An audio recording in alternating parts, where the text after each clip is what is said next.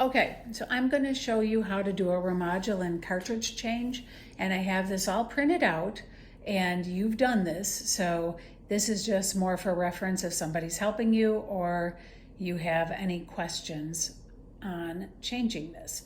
Now, what you're going to need before you start are some gloves, and you're going to need to wash your hands and also use some antibacterial gel, or just wash your hands for 1 minute with hot antibacterial soap and dry them, and then try not to touch anything.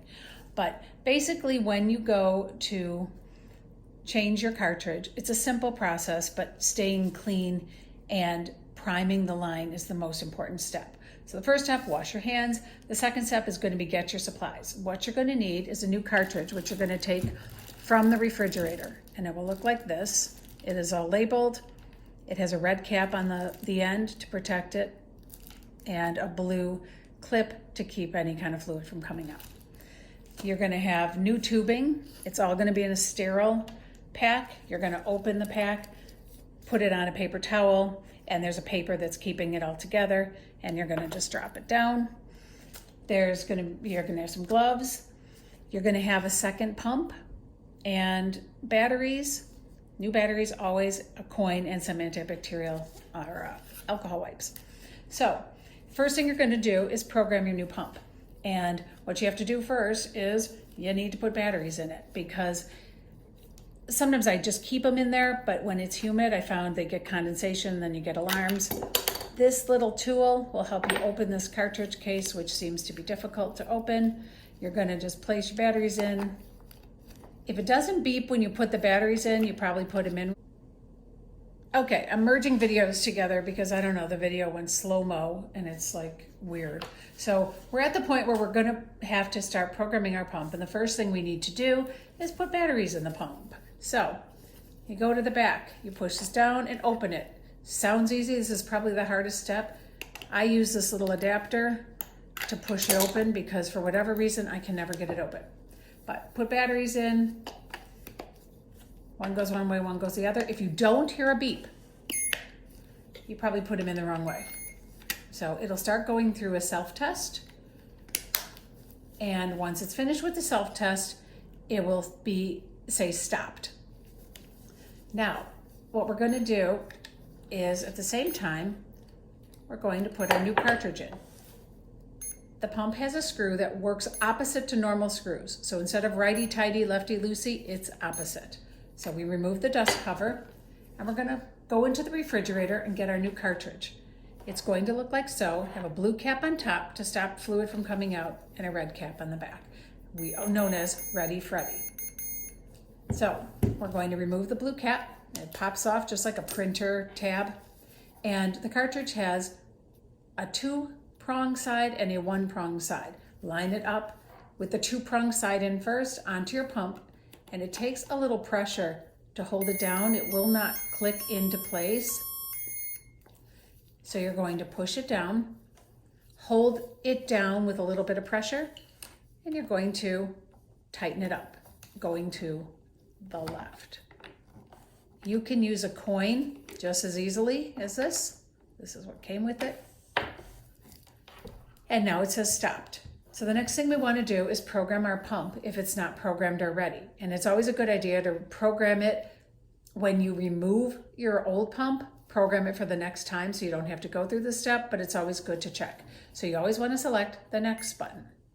Our reservoir is at 100, which it would be at. If it wasn't at that, if you didn't program it and it still showed the old amount, you would just select the enter clear to clear that number and then put it back to 100.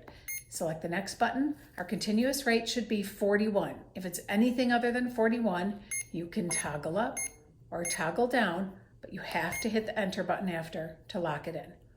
Next button, we've given 0, just true. If you hadn't programmed it, it would say a number, enter and clear. We keep the air detector off, the upstream sensor off, and when we get back to stopped, we're back and we're good to go. Now the next thing we do is we have to attach our tubing, because this is a little short tubing. We take our new tubing, which comes in a sterile pack, open the pack and drop it onto your paper towel or something clean like that. and it's going to have two ends. Each end will be capped off. This is an old tube, so it's not capped, but you have a side with a filter that looks like so, and a side without a filter. The side without a filter is what goes to the pump. The side with the filter goes closest to you. So straighten out your pump, make sure there's no, or your tubing, make sure there's no knots like there is in this one. Straighten it all out.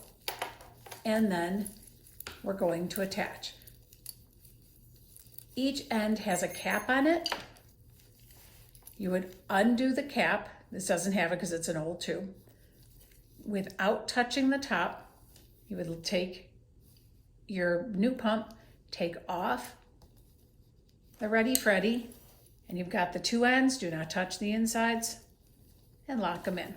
So now that's connected. Now we're going to prime the pump.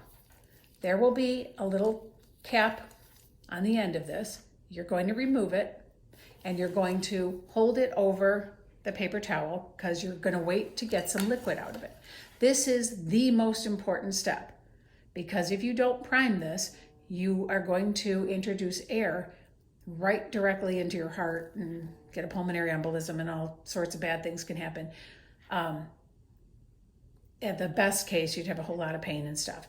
This filter will trap little air bubbles, but not a whole line's worth. So you have your machine, your pump at stop. You have to prime it. You're going to hold down prime, and you're going to see 3 lines.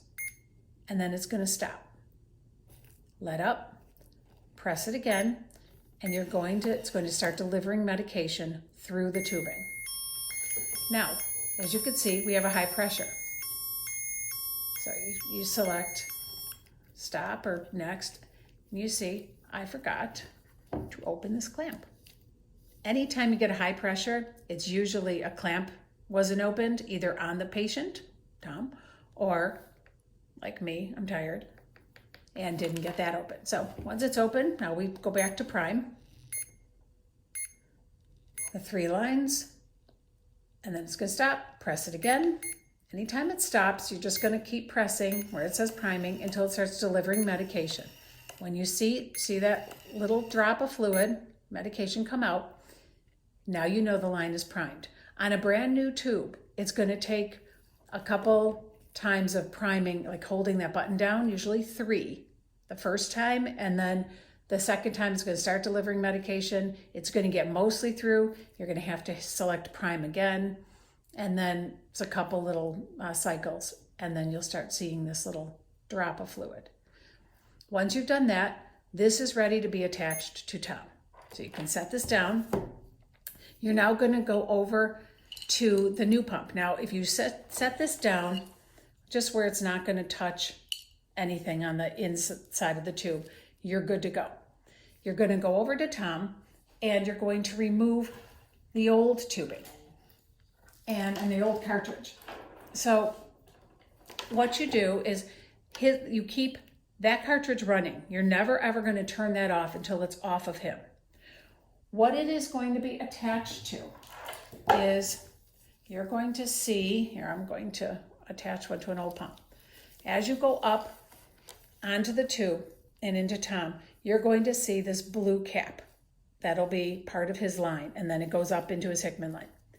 This is the tubing that you want to attach, and this is the part that you want to attach. You do not want to take this blue tube, this blue cap off, okay?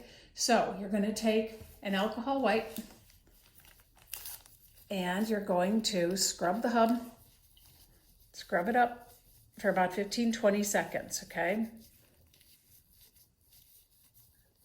And the medication's still running into them, all that. Once you get that done, you're going to go to the new pump and hold down start stop to start that pump running, because we never want medication to stop being delivered to him. So that's running, the old pump's running. You now come back to him. You take the blue tube. If you want, there is a clamp above him. You can clamp it off if you're nervous at all about loosening this blue tube.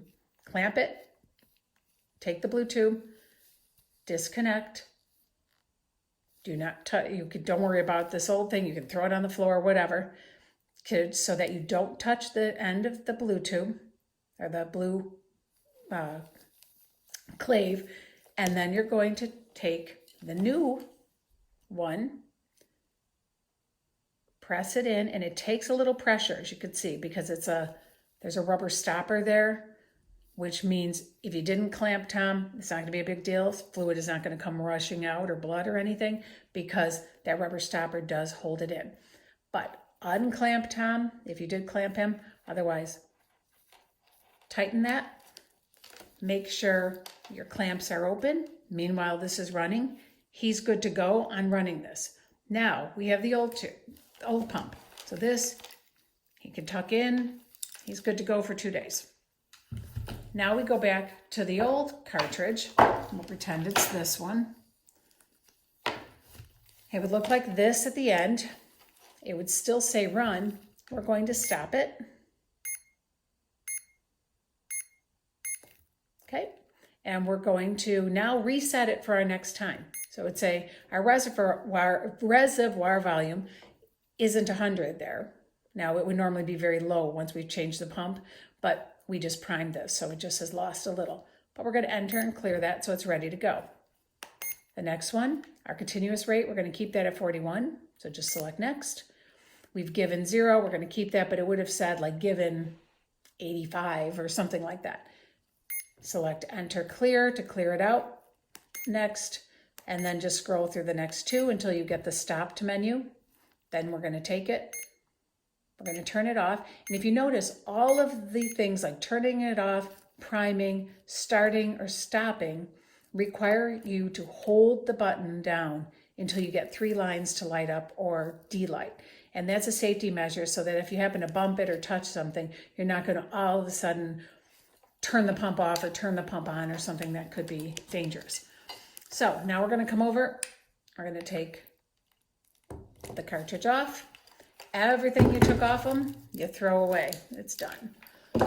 We take the dust cover, we put that on. Again, it takes a little pressure. It does not click into place. Just a little pressure holding it. And tighten it the opposite way. And that is good to be stored, except we want to remove the old batteries. And you always, always want fresh batteries in this thing. They usually say just put the new ones in. You can do that, but I found in summer, the humidity corrodes these pretty quickly. So I just leave them not in. And also you can get these high pressure sensor alarms when the batteries are wonky. So it's closed, it's ready to go.